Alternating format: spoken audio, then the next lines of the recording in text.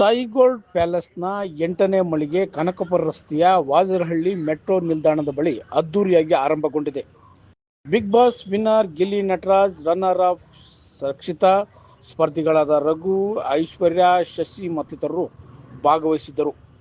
ಗಿಲ್ಲಿ, ರಘು, ರಕ್ಷಿತಾ ಅವರ ಜೊತೆಗಿನ ಫೋಟೋಕ್ಕಾಗಿ ಯುವಕರು, ಯುವತಿಯರು, ಮಹಿಳೆಯರು ಮುಗಿಬಿದ್ದಿದ್ದು ವಿಶೇಷವಾಗಿತ್ತು.